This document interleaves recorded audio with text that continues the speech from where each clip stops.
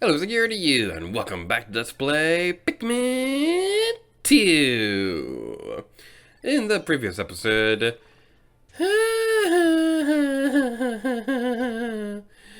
we finally finished the stupid cavern of chaos.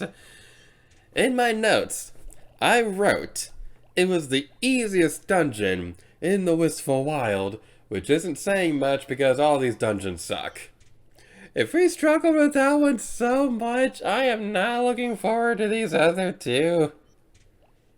Thankfully, I don't have to. I already finished this one. This is post-commentary. Hey! Story time. I was in the hospital over the weekend. And, well, it was, okay, starting over. I was in the hospital for one day. Because I got sick. I wasn't there for the entire weekend. But over the weekend, at one point, I was in the hospital. So, when I was recovering, I was like, okay, this throws in a wrench of my plans for recording Let's Play thingy-mabobs. So what can I do? Okay, I'm still in the mood to record Pikmin. I can't talk right now, though, so I'm just gonna play the game. And that's what we did. And that's the very exciting story of the Pulse commentary for episodes 39 through however many videos it's gonna take us for the next dungeon. But this area over here, we're going to take care of these fiery and watery blowhawks for a moment, but the big thing that I want to demonstrate over here, I don't think we showcased this in the previous episode yet, but we got these giant orb things. Whenever we knock them out, they're able to grow those plants that can help us get the bitter sprays and things like that. I believe the ones over here will give us the ultra spicy spray. If you want to get the Ultra Bitter Spray, which we are going to be getting in a couple of videos from now, but if you want to get those ones, I believe the best place for that's going to be the Awakening Wood. But this right here is going to be a pretty good good spot for the Ultra Spicy Spray. I wonder what it tastes like. So, okay, this make me, I have this on my mind right now because my roommate went to some boba restaurant thingy recently and came back and got me some Pikmin stuff from there. I didn't even know Pikmin was doing another one of those promotional things, but it's this cute little Pikmin thing, and it's adorable and things like that. And that's making me think, you know, I would love to see a real life Pikmin restaurant at some point. They do have a little bit of Pikmin stuff in Super Nintendo World, but having something like a little bit more special would be fun. It is Miyamoto who was involved in Super Nintendo World after all, so of course there's going to be Pikmin stuff all over. Not all over, but there is a couple of Pikmin here and there, and it's really cute. But our next objective will be going over this way, and oh, it's a dungeon! We haven't seen one of those before. I am detecting the howls of countless creatures in the hole in the head. It is nearly deafening. Sound analysis indicates a wide variety of creatures nesting here. It is a melting pot of life. Mr. President, whatever you do, don't push that button next to the salt. You mean this button? Mr. President, you almost caused a nuclear war. What are you going to do next? I'm going to Escalator Land. The things you don't realize when you're a kid, like I was rewatching that episode not too long ago, and I was like, oh, they're making fun of this president.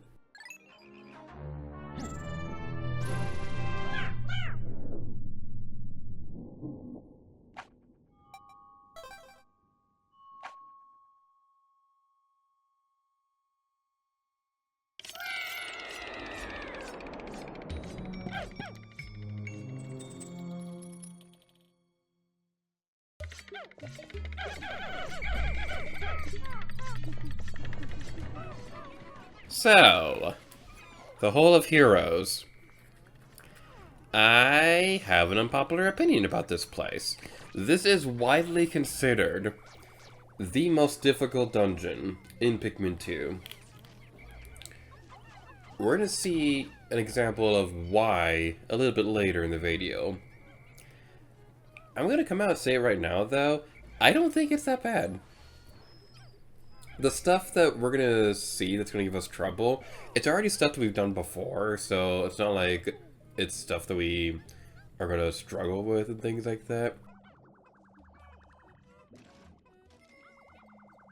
If you've been playing this game you should already know what to expect when you come into these dungeons and things like that, making sure you got your Pikmin and being careful and things like that.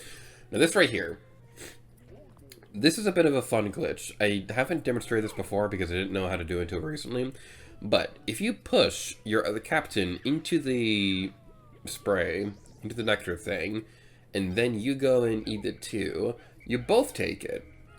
I knew this glitch was a thing. I didn't know how to do it until recently, but I'm really happy that I was finally able to demonstrate that.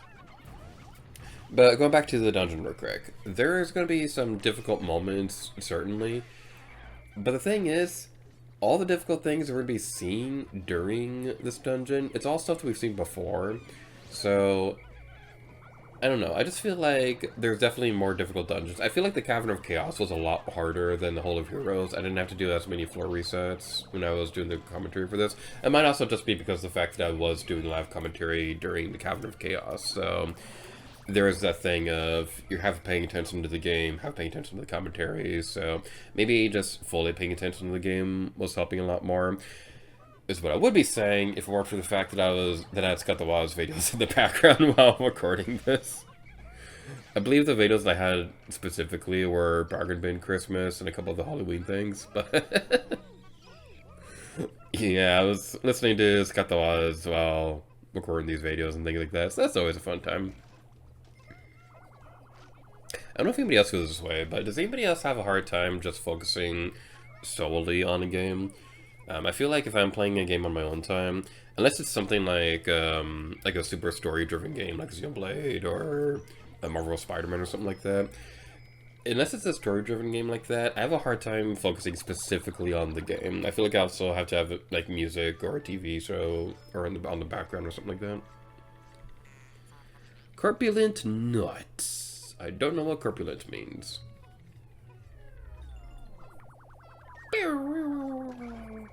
The benefit is I can hear the game audio while recording. Ah, that's such a nice sight that I wish I could have done earlier in this Let's Play.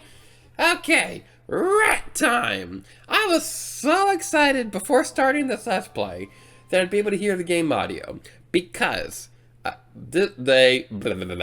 words are difficult to speak when you are sick and you are an idiot. But also, when I was planning out this Let's Play, we didn't know the Switch version was going to be a thing.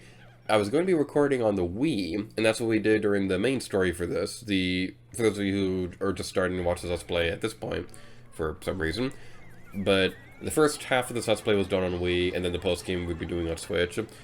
On the Wii, I was recording that off the Wii U, and I was excited because with the Wii U, playing it that way, I could have a pair of headphones plugged into the gamepad so I can still hear the game audio. I did this with Kirby 64 a couple years ago. I was really excited to be able to do that for this game because one thing that I struggle with is that I can't hear the game audio while I'm recording these videos. I don't really have a good reliable way to fix that because my capture card, how it works is that it does have an option to run on the computer, and that's what I do for streaming.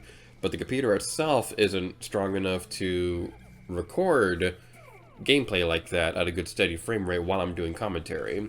How we do things like the live stream and things like that is that it's all running through OBS, but it's a little bit more complicated. It's very technical, but the long story short is that when I'm recording normally, to get the better video quality and audio quality and all that fun stuff, I record it in the standalone mode, where it's only connected to the console and not my computer.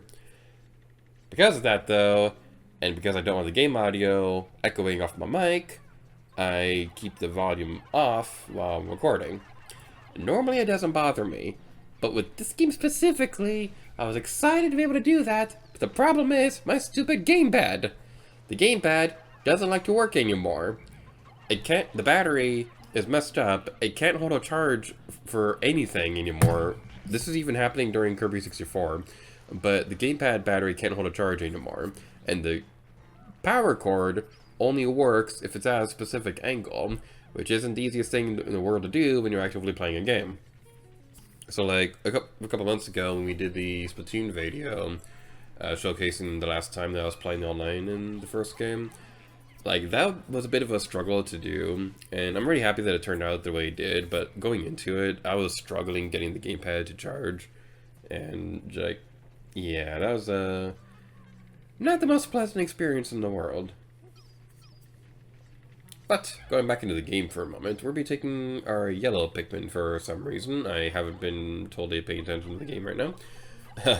But, we'll be using our yellow Pikmin to do a thing. Ah, these guys. Okay, that's what we're doing them for. I probably should be paying attention more to the footage while endlessly ranting about stuff. That's a fun time. Yeah, we got those guys taken care of, and now we can head over this way and destroy some more of those evil jerks, whose official names, who I'm going to be remembering off the top of my head, because I remember everything about this game, and I don't have a list with me right now. Their official names are the Enode Beetle. I don't know what an Enode is. Probably some kind of electrical thingy if I had to guess. I don't have my phone up, and I'm definitely not looking it up. An anode is an electrode of a polarized electrical device through which conventional current enters the device. Fascinating. That reminds me of, I think it was in Spyro 2. There's a diode that we had to collect in one of the levels, and I remember thinking, what the heck is a diode? But we got some walls over here we can take down. And while we do that, let's talk about stuff that happened recently. So, yeah, I was sick. I was sick over the weekend, and I believe it was a pink eye. And it was honestly one of the times that I felt the most sick in my life, and that was not very pleasant. I'm very grateful that, like, I'm 27 years old now, and I've only really been to the hospital like 3 times, aside of like usual doctor's appointments and things like that. But like going to like an actual hospital for a medical emergency, I've only done that 3 times. But yeah, like getting to the hospital was an interesting story. I'm just gonna tell the whole story. So I wake up one day and I'm at work, and I'm realizing that my eye really hurts. And when I look in the mirror, it looks a bit more red than usual, so I'm not thinking much of it. I'm thinking, okay, it's probably super dry or something like that. I have been staying up late working on projects recently, so I'm gonna go to bed early tonight. And when I'm at work, my coworkers are noticing my eye is a bit more red than usual, so they were very sweet. They were concerned about it. But as the shift goes on, I'm working at Olga's Cantina, which is the bar in Star Wars Galaxy's Edge. Most of the day, I'm outside, and it's very bright out. Even though it's October, it's still really hot, so it's still really bright outside. And I'm thinking, okay, this is my eye is actually starting to hurt. This is not good. I'm asking my boss if there's like an eye patch or something that I can use, or eye drops. Then they let me take some sunglasses, which is really nice. I lost my other sunglasses recently, which is like super duper annoying, and it was really bad timing. But they gave me another pair of sunglasses that was very, very nice of them. And the next day, I wake up, and the eye that was red the night before, it's my left eye, that eye is literally super blurry. I can't see anything out of it. I wake up, I'm freaking out. I text my roommate, and so I use DoorDash to order from Walgreens some medical stuff. I get some eye drops, I get an eye patch, and I keep the eye patch on my eye because I'm thinking, okay, not getting it exposed to light and things like that is probably going to help it, so hopefully this will go away in a couple of days, because my mom said that when she had pink eye, it did go away after a couple of days. So the eye is super blurry. I can't see anything out of it. I'm freaking out. I don't have depth perception anymore. And later that evening, okay, backtracking a little bit. So that night, it was my last shift working at Mickey's Not So Scary Halloween Party at my Disney. It was my last shift working for the year, because I did have one for next week, but I gave away to a friend who's going to be leaving in a couple months after her college program ends. So I figured, might as well give it to her, because, you know, she probably won't get another chance to work with these things again. But anyway, I'm getting very sidetracked. I apologize. But it's the last shift for the night. I'm wearing the eye patch. And it was really cute. A lot of people thought that it was intentional, like part of a costume or something like that. So the little kids who would go through the trick-or-treat lines, they'd be like, "Mommy, look, it's a pirate!" It was so cute. It did bother me a little bit at first because I'm like, I'm not a pirate. I have an eye condition. But eventually, I didn't say that to anybody, but eventually I just went along with it. So whenever a kid or something like that would make like a comment about me being a pirate or something like that, I'd be like, "Ah, ahoy, matey." And it worked out because the area I was working at that night was near Jungle Cruise. It would have worked out a little bit better in theming if I was near Pirates of the Caribbean, but I was already happy I was near Jungle Cruise instead because I liked that ride more. But it worked out. It was nice. I get home, and I wake up in the middle of the night because my eye just suddenly spikes in pain, and I'm like, this is not normal. I need to go to the hospital. It's 2 in the morning, but I need to go to the hospital right now. Ah, it's a marble. So I look up what hospitals are nearby that have like urgent care facilities or whatever, and the first one that comes up is just down the road. I can Uber there. It's fine. And it says urgent care 24/7. So you'd think it would be open for 24 hours a day, 7 days a week. That's what 24/7 means. I get there. Parking lot's empty. All the lights are off in the building. It's closed. The 24/7 hour facility is closed. I'm going to put a pin in that story for a moment because we actually do have something important coming up. Yay, jump cuts because they're getting stuff set up. But I recommend having the purples and the yellows in your party. Do not have your Pikmin in your squad when you go into the arena because they're going to start storming straight towards the thing. That's not going to be pleasant at all. But have some ultra spicy sprays available and hype up your Pikmin because we're going to be fighting the Pilate, this guy, the Snugret. We're going to be fighting the Snugret once again. The Hole of Heroes is a boss rush dungeon. This is the big reason why it's widely considered the most difficult dungeon in Pikmin 2. Counterpoint, we have seen all these guys before already, and like all the bosses are going to have like a little different thing with these rematches. Like there's going to be like another regular Snugret that will also be in this arena. They don't really stay close together though, so you don't have to worry too much about that. But like at the same time, we have seen these guys already before. We're a lot more better prepared with the sprays, and we have a more powerful Pikmin squads and things like that, assuming we didn't screw anything up earlier in the game. But I don't know, I just feel like this one isn't as difficult as a lot of people say.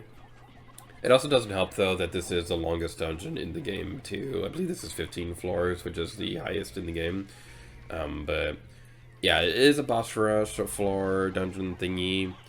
So you're going to be fighting a bunch of bosses back to back and things like that. What I recommend you do, if you're having trouble with the bosses in this game, what I recommend you do, it is totally okay to do more than a one trip through the floors. Throughout the Let's Play, I haven't really had to do any situations where we just continue onwards and do another run of the dungeon later. We haven't really run into that a whole lot, but it is totally okay to continue on normally, even if you're struggling. Like, let's say you lost 70 Pikmin on this floor. I mean, you don't want to reset or anything like that. It is totally okay to take the treasures you have, find the geysers, and just keep going. Do whatever progress you can do, and just come back later with a new squad of Pikmin specifically for the boss. That's totally okay. During preparations for this dungeon, what I did was that I kept most of my team balanced, but I didn't bring a whole lot of white Pikmin. I brought a lot of purple Pikmin though, because with a purple Pikmin, it's going to make it a lot easier to take down the bosses because the purple Pikmin can have a stunning effect and they're just a lot more strong than the regular Pikmin. So having a lot of purples and arguably a lot of reds in your team are going to be your best strategies for this place.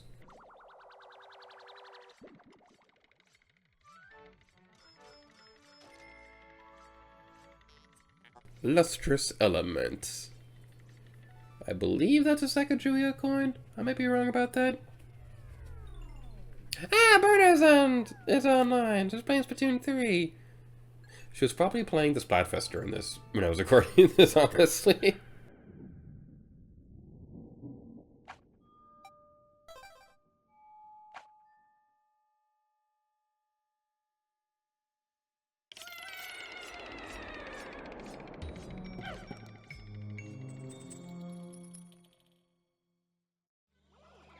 And we get a rest floor!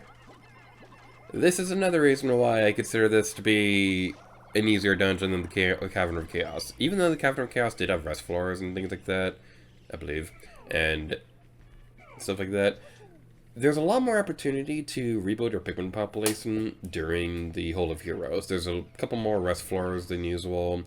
There's places like this where the Mamutos can get your flowers back and things like that. So, yeah, honestly, Hole of Heroes, not that bad of a dungeon.